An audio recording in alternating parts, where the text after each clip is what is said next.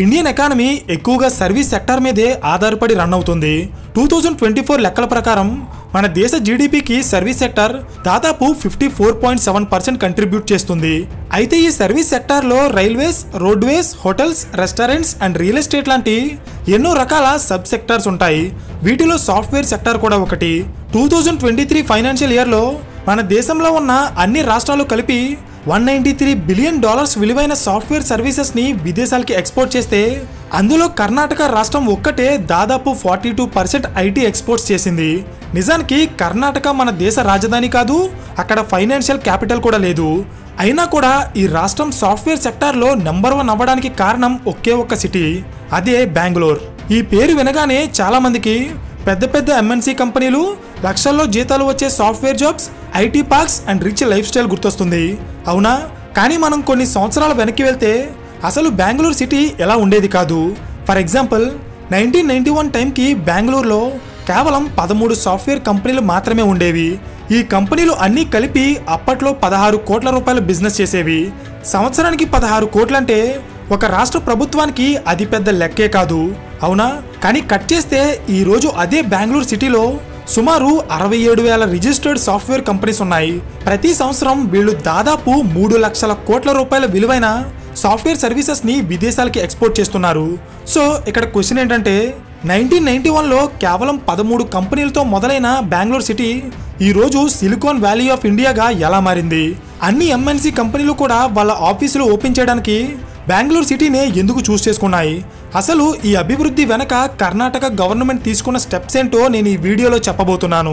Hello everyone, welcome to today's video and this is your friend Surya. First of all, అసలు కర్ణాటక రాష్ట్రం software సెక్టార్లో number 1గా ఎలా ఎదిగిందో తెలియాలంటే ముందు మనకి 3 విషయాలు తెలియాలి. నెంబర్ 1, అసలు ఇండియాలో ఐటీ సెక్టార్ గ్రో అవ్వడానికి ఇండియన్ గవర్నమెంట్ ఎలాంటి పాలసీస్ని తీసుకొచ్చింది. నెంబర్ 2, సెంట్రల్ గవర్నమెంట్ తీసుకొచ్చిన పాలసీలు అన్ని రాష్ట్రాల్లో అమలైనప్పటికీ కూడా ఐటీ సెక్టార్లో కేవలం కర్ణాటక మాత్రమే టాప్ ప్లేస్లో ఎందుకుంది. నెంబర్ 3, అమెరికాలో ఉన్న ఎన్నో సాఫ్ట్వేర్ కంపెనీలు మన దేశ రాజధాని అయిన ఢిల్లీని, అలాగే ఫైనాన్షియల్ క్యాపిటల్ అయిన ముంబైని వదిలేసి కేవలం బెంగళూరులో మాత్రమే వాళ్ళ ఆఫీసులు ఎందుకు ఓపెన్ చేశాయి? ఈ 3 విషయాలు మనకు అర్థమైతే అసలు బెంగళూరు నగరాన్ని సిలికాన్ వ్యాలీ ఆఫ్ ఇండియాగా ఎందుకు పిలుస్తారో మనకి క్లారిటీ వస్తుంది. అయితే వీడియో స్టార్ట్ చేసే ముందు ఒక చిన్న ఇన్ఫర్మేషన్. రీసెంట్ టైమ్స్లో చాలా ఐటీ కంపెనీలు వాళ్ళ ఎంప్లాయీస్ని జాబ్స్ నుండి తీసేస్తున్నాయి. దీనికి కారణం ల్యాక్ ఆఫ్ ఇండస్ట్రీ స్కిల్స్. అంటే ప్రెజెంట్ ఐటీ సెక్టార్ చాలా వేగంగా డెవలప్ అవుతుంది. సో దీనికి తగ్గ స్కిల్స్ మన దగ్గర లేకపోతే మనం సాఫ్ట్వేర్ జాబ్ తెచ్చుకోవాలన్నా లేదా ఉన్న జాబ్ని కాపాడుకోవాలన్నా అది చాలా కష్టం. రీసెంట్ టైమ్స్లో ఐటీ సెక్టార్లో బాగా డిమాండ్ ఉన్న స్కిల్ డేటా అనాలిసిస్. 2023లో లింక్డ్ఇన్ టాప్ స్టార్టప్స్లో ఒకటైన ఎక్యో జాబ్ అనే సంస్థ డేటా సైన్స్ అండ్ ఏఐ మీద కోర్సెస్ని ఆఫర్ చేస్తుంది.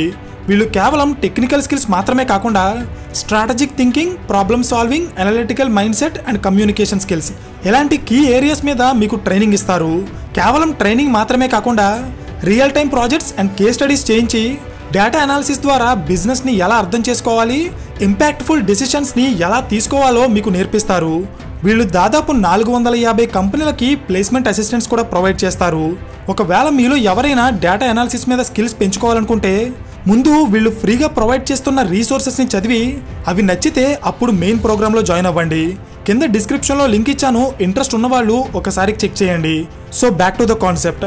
అసలు బెంగళూరు డెవలప్మెంట్ స్టోరీ ఎక్కడ మొదలైందంటే 1880స్లో టాటా గ్రూప్ ఫౌండర్ అయిన జంషెడ్జీ టాటా గారు ఆయన చనిపోవడానికి ముందు మన దేశ భవిష్యత్ని మార్చేసే 3 ముఖ్యమైన ప్రాజెక్ట్స్ని కంప్లీట్ చేయాలని టార్గెట్ పెట్టుకున్నారు. 1 iron and steel company, 2 hydro electric power plant, 3 world class educational institution. So ఈ డ్రీమ్లో భాగంగానే ఆయన 1909లో Indian Institute of Science IIS అనే పేరుతో ఒక హై క్వాలిటీ ఎడ్యుకేషనల్ ఇన్స్టిట్యూషన్ని బెంగళూరు సిటీ మధ్యలో స్థాపించారు. ఇదే బెంగళూరు సిటీ డెవలప్మెంట్కి అసలైన పునాది. ఇది అప్పట్లోనే మన దేశంలో ఉన్న టాప్ ఎడ్యుకేషనల్ ఇన్స్టిట్యూషన్స్లో ఒకటి.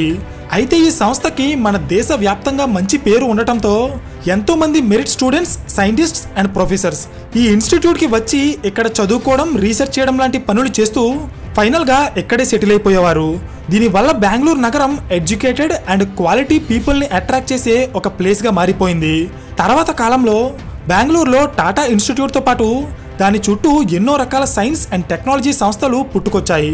ఫర్ ఎగ్జాంపుల్ ముంబై నగరం మన దేశానికి ఎలా అయితే ఒక ఫైనాన్షియల్ క్యాపిటల్గా మారిందో సేమ్ అలాగే బెంగళూరు మన దేశానికి ఒక సైన్స్ క్యాపిటల్గా మారిపోయింది. సింపుల్గా చెప్పాలంటే ఎడ్యుకేషన్ సెక్టార్లో ఉన్న సైన్స్ అండ్ టెక్నాలజీ ఫీల్డ్లో మన దేశం అంతా ఒక స్థాయిలో ఉంటే బెంగళూరు సిటీ మాత్రం నెక్స్ట్ లెవెల్లో ఉండేది. అర్థమైందా? ఇందులో భాగంగానే మన దేశంలోనే టాప్ ఆర్గనైజేషన్స్ అయిన ISRO, DRDO, Bharat electronics limited and Hindustan aeronautics limited లాంటి ఎన్నో సంస్థలు బెంగళూరులో వాళ్ళ ఆఫీసులు ఓపెన్ చేశాయి.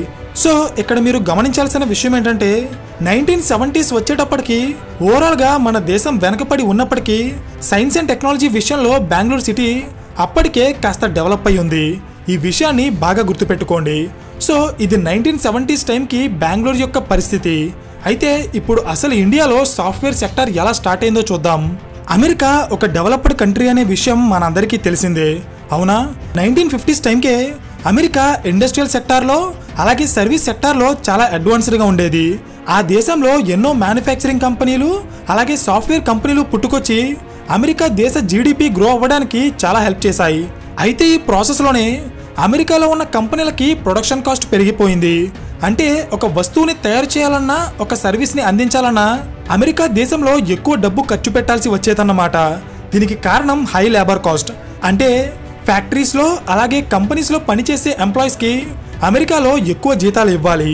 ఇది గమనించిన అమెరికన్ కంపెనీస్ చీప్ లేబర్ దొరికే దేశాల్లో వాళ్ళ ఆఫీసులు ఓపెన్ చేయడం స్టార్ట్ చేశాయి, like China, Vietnam, Singapore etcetera. So ఈ అమెరికన్ కంపెనీలని ఇండియాకి అట్రాక్ట్ చేయడానికి మన దేశ గవర్నమెంట్ ఏం చేసిందో చెప్తా చూడండి.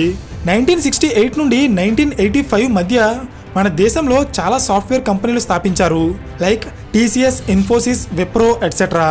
కానీ మొదట్లో ఈ కంపెనీలు చాలా ఇబ్బందులు ఫేస్ చేశాయి. దీనికి కారణం ఏంటంటే అప్పట్లో మన దేశంలో ఉన్న సాఫ్ట్వేర్ సెక్టార్ని ఒక ఇండస్ట్రీగా కన్సిడర్ చేసేవారు కాదు. సాఫ్ట్వేర్ కంపెనీలు పెట్టాలన్నా సర్వీసెస్ని ఎక్స్పోర్ట్ చేయాలన్నా దానికి గవర్నమెంట్ నుండి ఎలాంటి లోన్ కానీ ఫైనాన్స్ కానీ లభించదు. పైగా సాఫ్ట్వేర్ ఎక్స్పోర్ట్స్ అండ్ ఇంపోర్ట్స్ మీద మన దేశ గవర్నమెంట్ అప్పట్లో 100% ట్యాక్స్ వేసేది. అయితే ఇక్కడ మీకు తెలియాల్సిన విషయం ఏంటంటే మొత్తం మన దేశ ఆర్థిక వ్యవస్థకి 1991లో ఎకనామిక్ రిఫార్మ్స్ రూపంలో మేజర్ చేంజెస్ వస్తే సాఫ్ట్వేర్ సెక్టార్కి మాత్రం 1984లోనే రిఫార్మ్స్ వచ్చాయి. దీనికి కారణం రాజీవ్ గాంధీ. 1984లో రాజీవ్ గాంధీ మన దేశ ప్రధాని అయ్యాక ఆయన సాఫ్ట్వేర్ సెక్టార్కి ఉన్న ఇంపార్టెన్స్ని గమనించి విదేశీ కంపెనీలని ఇండియాకి రప్పించడానికి 1984లో ఆయన న్యూ కంప్యూటర్ పాలసీని తీసుకొచ్చారు. ఈ పాలసీ సాఫ్ట్వేర్ని ఒక ఇండస్ట్రీగా గుర్తించి ఫైనాన్షియల్ సపోర్ట్ చేయడం మాత్రమే కాకుండా అప్పటి వరకు సాఫ్ట్వేర్ ఎక్స్పోర్ట్స్ మీద వేస్తున్న ట్యాక్సులు 100% నుండి 60%కి తగ్గించారు. అండ్ ఫైనల్గా ఆయన తీసుకున్న మరొక ఇంపార్టెంట్ డెసిషన్ ఏంటంటే సాఫ్ట్వేర్ని డీలైసెన్సింగ్ ఇండస్ట్రీగా అనౌన్స్ చేశారు. అంటే విదేశాలకి సంబంధించిన ఏ సాఫ్ట్వేర్ కంపెనీ అయినా ఇండియాలో కంప్లీట్ ఓనర్షిప్తో ఎలాంటి లైసెన్స్ రెస్ట్రిక్షన్స్ లేకుండా వాళ్ళ బ్రాంచెస్ ఎస్టాబ్లిష్ చేసుకోవచ్చు. అలాగే ఇక్కడి నుండి విదేశాలకి సాఫ్ట్వేర్ సర్వీసెస్ని కూడా ఎక్స్పోర్ట్ చేసుకోవచ్చు. అర్థమైందా? సో ఇక్కడ మీరు గమనించాల్సిన విషయం ఏంటంటే 1980s టైంకి అమెరికన్ కంపెనీలు చీప్ లేబర్ ఫోర్స్ దొరికే దేశాలకి వాళ్ళ ఆఫీసులని షిఫ్ట్ చేస్తున్నాయి. సేమ్ అదే టైంలో విదేశీ కంపెనీలని అట్రాక్ట్ చేయడానికి ఇండియన్ గవర్నమెంట్ పాలసీస్ని రూపొందించింది. మీకు లాజిక్ అర్థమైందా? అయితే జనరల్గా ట్యాక్స్ బెనిఫిట్స్ ఇస్తేనో లేదా లైసెన్స్ అండ్ పర్మిషన్ ప్రాసెస్ని సింప్లిఫై చేస్తేనో విదేశీ కంపెనీలు ఏ దేశంలో కూడా వాళ్ళ బిజినెస్ని స్టార్ట్ చేయవు. దాని వెనక మరొక ఇంపార్టెంట్ ఫ్యాక్టర్ ఉంది, అదే educated and skilled labour force. ఇక్కడ కంపెనీ పెట్టాలంటే ముందు ఆ కంపెనీలో పనిచేయడానికి అవసరమైన స్కిల్డ్ లేబర్ ఫోర్స్ ఇక్కడ ఉన్నప్పుడే ఏ కంపెనీ అయినా కూడా ఇండియాలో వాళ్ళ ఆఫీస్ని ఓపెన్ చేస్తుంది. అర్థమైందా? అయితే 1980s టైంకి ఇండియాలో ఉన్న చాలా ప్రాంతాలు ఎడ్యుకేషన్ అండ్ స్కిల్డ్ లేబర్ ఫోర్స్లో వెనకపడి ఉండేవి, ఎక్సెప్ట్ వన్ సిటీ, అదే బెంగళూరు. మనం ఆల్రెడీ ముందు మాట్లాడుకున్నట్టే Bengaluru city science and technology విషయంలో ముందు నుండి అడ్వాన్స్డ్గానే ఉండేది. అక్కడ ఎడ్యుకేషనల్ ఇన్స్టిట్యూషన్స్ అండ్ రీసెర్చ్ ల్యాబ్స్తో పాటు స్కిల్డ్ లేబర్ ఫోర్స్ ఉండటం వల్ల అమెరికన్ ఐటీ కంపెనీలు ఇండియాలో వాళ్ళ ఆఫీసులు ఓపెన్ చేయాలనుకున్నప్పుడు ఫస్ట్ వాళ్ళ చూపు బెంగళూరు మీదే పడింది. అండ్ ఇందులో భాగంగానే 1985లో టెక్సాస్ ఇన్స్ట్రుమెంట్స్ ఇంక్ అనే American IT company first time బెంగళూరులో వాళ్ళ ఆఫీస్ ఓపెన్ చేసింది. అండ్ ఎగ్జాక్ట్గా ఇక్కడి నుండే బెంగళూరు సిటీ యొక్క అసలైన గ్రోత్ స్టార్ట్ అయింది. అమెరికన్ కంపెనీలు బెంగళూరులో ఆఫీసులు ఓపెన్ చేయాలనుకుంటున్నాయి అనే విషయాన్ని కర్ణాటక గవర్నమెంట్ గమనించి దీనికి అనుగుణంగా ఆ రాష్ట్రంలో పాలసీస్ని రూపొందించడం స్టార్ట్ చేసింది. ఫర్ ఎగ్జాంపుల్ 2009లో కర్ణాటక గవర్నమెంట్ వాళ్ళ రాష్ట్రంలో ఐటీ సెక్టార్ యొక్క ఇన్ఫ్రాస్ట్రక్చర్ని డెవలప్ చేయడానికి SEZ పాలసీని ఇంట్రడ్యూస్ చేసింది. SEZ అంటే స్పెషల్ ఎకనామిక్ జోన్స్. ఈ జోన్స్లో ఎవరైనా కంపెనీలు పెట్టాలనుకుంటే వాళ్ళకి గవర్నమెంట్ చాలా అట్రాక్టివ్ బెనిఫిట్స్ని ప్రొవైడ్ చేస్తుంది. Like subsidy on capital investments, reimbursement on power tariffs, 100% exemption from stamp duty, production linked incentives etcetera. So ఎలాంటి బెనిఫిట్స్ ఉండటం వల్ల SEZ ఏరియాలో జనరల్గా చాలా కంపెనీలు పుట్టుకొస్తాయి. అర్థమైందా?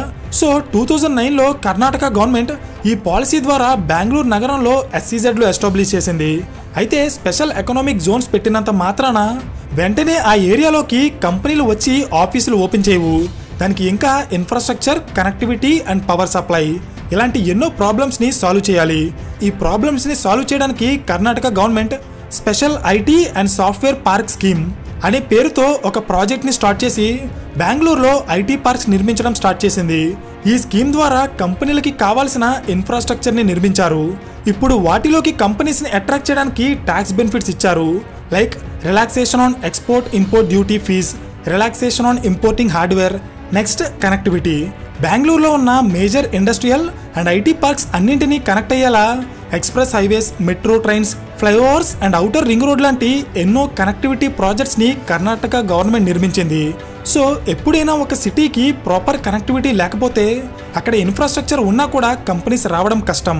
అందుకే Karnataka government IT parks and infrastructure మీద ఎంత ఫోకస్ చేసిందో ట్రాన్స్పోర్టేషన్ అండ్ కనెక్టివిటీ మీద కూడా అంతే ఫోకస్ చేసింది. సో ఫైనలీ బెంగళూరు సిటీ ముందు నుండి సైన్స్ అండ్ టెక్నాలజీలో అడ్వాన్స్డ్గా ఉండటం వల్ల అక్కడ ఐటీ కంపెనీలు ముందుగా అడుగుపెట్టాయి. కానీ కర్ణాటక గవర్నమెంట్ ఈ అవకాశాన్ని ప్రాపర్గా యూజ్ చేసుకుని బెంగళూరు సిటీని ఐటీ కంపెనీలకి అలాగే స్టార్టప్స్కి కేర్ ఆఫ్ అడ్రస్గా మార్చేసింది. ప్రపంచవ్యాప్తంగా ఉన్న ఐటీ కంపెనీల్లో దాదాపు 80% కంపెనీలు బెంగళూరులో వాళ్ళ ఆఫీసులు ఓపెన్ చేశాయి. అంటే మీరే అర్థం చేసుకోండి ఐటీ ఇండస్ట్రీలో బెంగళూరు ఎంత అడ్వాన్స్డ్గా ఎదిగిందో. అందుకే ఈ నగరాన్ని సిలికాన్ వ్యాలీ ఆఫ్ ఇండియా అంటారు. అర్థమైందా? సో ఫైనలీ ఈ వీడియో మీకు ఇన్ఫర్మేటివ్గా అనిపిస్తే ఖచ్చితంగా లైక్ చేసి, ఇంట్రెస్ట్ ఉన్నవాళ్ళు ఒకసారి ఎక్యూజాబ్ డేటా సైన్స్ కోర్సెస్ని చెక్ చేయండి. So thank you for watching and I will see you in the next video. Till then this is your friend Surya signing of.